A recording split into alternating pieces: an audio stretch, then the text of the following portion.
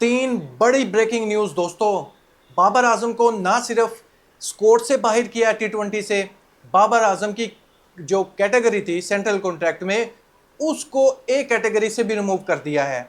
यानी बाबर आजम अब A category के प्लेयर नहीं रहे पाकिस्तान क्रिकेट बोर्ड के कागज में।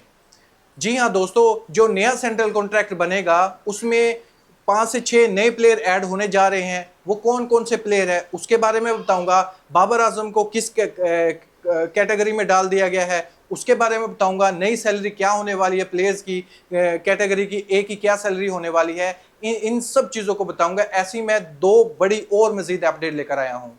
दूसरी बड़ी ब्रेकिंग न्यूज़ दोस्तों, क्या Pakistan cricket board tri nation series के बाद प्लेयर की परफॉर्मेंस को देखते हुए क्या स्कोर में चेंजिंग कर सकता है? जी हां दोस्तों, अभी तक की इंफॉर्मेशन के मुताबिक चेंज कर सकता है। लेकिन आपको बताता चलूं, बाबर आजम 18 रुकनी स्क्वाड में पिक थे, ये कंफर्म न्यूज है। लेकिन बाबर आजम को जानबूझकर निकाल दिया गया, 17 रुकनी स्क्वाड का ऐलान कर दिया गया। उससे पहले ये न्यूज थी 18 रुकनी स्क्वाड का ऐलान करना था। बाबर आजम को अगर ये पिक करते तो बाबर आजम को प्लेइंग 11 का हिस्सा ना बनाते, पाकिस्तान टीम अल्लाह ना करे हार जाती। जो बदनामगी होती इस मैनेजमेंट की, उफ, दुनिया ही देखती। इस डर की वजह से इन लोगों ने बाबर आजम का नाम ही बाहर निकाल दिया है। 17 रुकनी स्क्वाड का ऐलान कर दिया है। और बाबर आजम को लेकर फ्यूचर प्लान क्या है? क्या एशिया कप में धमाकेदार एंट्री बाबर आजम की हो सकती है या नहीं, इसके बारे में भी डिस्कस करेंगे। और तीसरी बड़ी न्यूज ये है दोस्तों, आकिब जावेद का मानना है पाकिस्तान की जो ये टीम है नई, जो स्क्वाड पिक किया है, इसमें आपको देखेंगे सिर्फ 4 से 5 प्रॉपर, जिसको बैट्समैन कह सकते हो आप, सिर्फ वो ही पिक किए हैं। और उनको खिलाना भी लाजिम है, यानी 5 बैट्समैन से कम तो आप नहीं खिला सकते।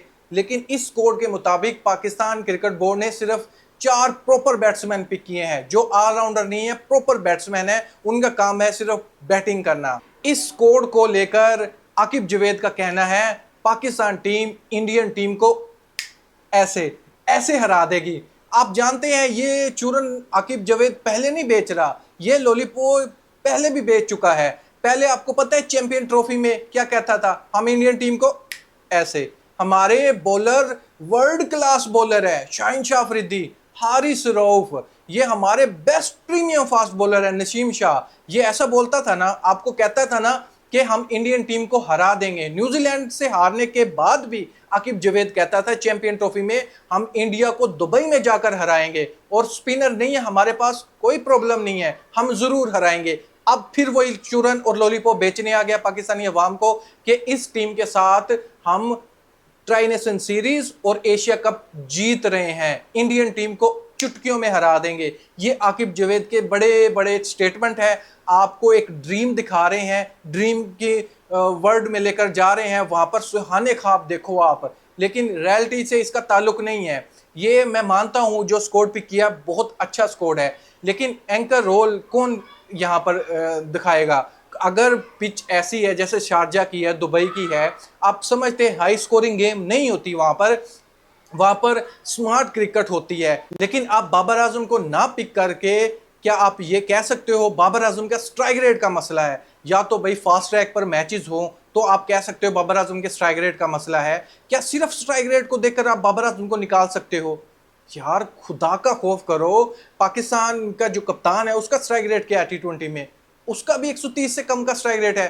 फखर जुमान का 132 का स्ट्राइक रेट है। साइम यूब का 130 का स्ट्राइक रेट है।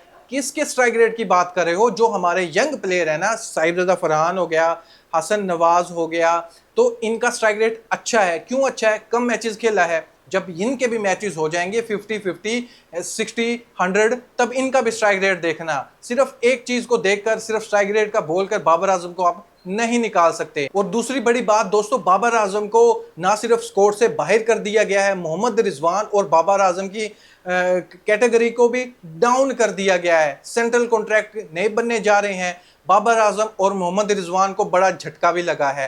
पहले इनकी कैटेगरी थी ए कैटेगरी वाले प्लेयर को सैलरी दी जाती थी पाकिस्तान में 50 to 60 लाख, यानी बाबर आजम, मोहम्मद रिजवान और शाहीन को 60 लाख पर मंथ मिलते थे। लेकिन अब इनकी सैलरी भी डिडक्ट कर दी गई है। फॉर एग्जांपल आईसीसी की तरफ से जो रेवेन्यू आ रहा था पाकिस्तान क्रिकेट बोर्ड को 3% उसमें कटौती आ गई है, क्योंकि जो परफॉर्मेंस बहुत बुरी है, ये पैसा हम प्लेयर को नहीं दे सकते। एक ये झटका इनके लिए।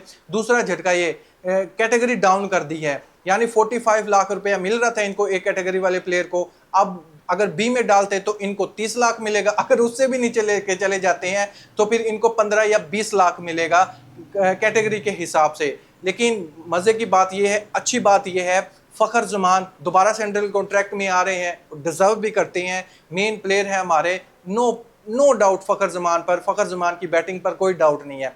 फ़खर जमान आ रहे हैं। यंग प्लेयर हसन नवाज, उसको सेंट्रल कॉन्ट्रैक्ट दिया जा रहा है। मोहम्मद हारिस, सुफियान मुकीम एंड फ़हीम अशरफ को भी सेंट्रल कॉन्ट्रैक्ट का हिस्सा बनाया जा रहा है। फ़हीम अशरफ कम बैक करेंगे, सुफियान मुकीम डिज़र्व करते हैं, बेस्ट स्पिनर है पाकिस्तान की तरफ से। मोहम्मद हारिस कंटिन्यू पाकिस्तानी स्क्वाड में खेल रहे हैं T20 फॉर्मेट में। लेकिन दोस्तों मैं आप लोगों को बताता चलूँ, विराट कोहली रिटायरमेंट ले चुके हैं T20 से भी, टेस्ट से भी।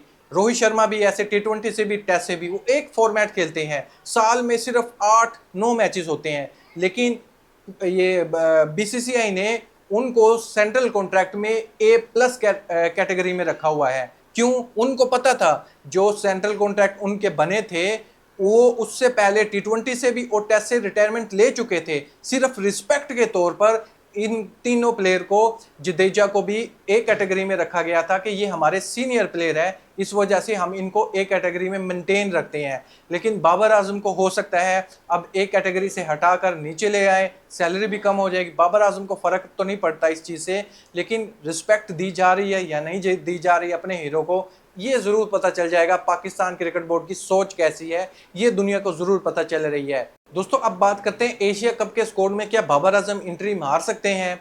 अभी तक की इत्तलात यही है दोस्तों, अगर पाकिस्तान क्रिकेट बोर्ड की मैनेजमेंट चाहे तो ज़रूर, क्योंकि ये पहले 18 रुकनी स्कोर था, बाद में इस बाबर आजम का नाम हटाकर इसको 17 रुकनी स्कोर को अनाउंस कर दिया गया था।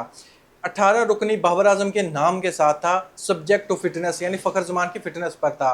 लेकिन फ़खर जमान फुली फिट हो चुके हैं, वो ट्राई नेशन सीरीज़ भी खेल रहे हैं और एशिया कप भी खेल रहे हैं। लेकिन बाबर आजम को प्लेइंग 11 में नहीं होना था, अगर ये पिक भी कर लेते, क्योंकि स्टार्टिंग में बाबर आजम के अलावा ही प्लेइंग 11 बनानी थी, बाबर आजम को बेंच पर ही बिठाना था। अगर पाकिस्तान टीम बाबर आजम को स्क्वाड में होते हुए कोलैप्स कर जाती है, जल्दी आउट हो जाती है, तो मैनेजमेंट पर बहुत बड़े बड़े क्वेश्चन मार्क उठने थे। इन सब चीज़ों से बचने के लिए इन लोगों ने सोचा 18 रुकनी को छोड़ो, हम 17 रुकनी को स्क्वाड को अनाउंस कर देते हैं, बाबर आजम को रेस्ट ही करवा देते हैं। लेकिन आपसे आपको ओपिनियन जानना चाहूँगा, क्या ऐसा करना सही है? क्या बाबर आजम के बगैर हमें एशिया कप और ट्राई नेशन सीरीज़ खेलनी चाहिए, जबकि वर्ल्ड कप भी श्रीलंका में है? एक सीनियर प्लेयर, करंट परफॉर्मेंस बुरी है, लेकिन इतनी बुरी नहीं है कि वो इस चीज़ को कवर ना कर सके। लेकिन टीम के साथ बड़े इवेंट में तकरीबन 8 साल के बाद ड्रॉप करना, ये मेरे ख्याल से ज़्यादती कर रहा है Pakistan cricket board. Aqib Javed specially, इसके बारे में अपनी राय कमेंट बॉक्स में मुझे ज़रूर बताइएगा। थैंक यू, अल्लाह हाफिज़।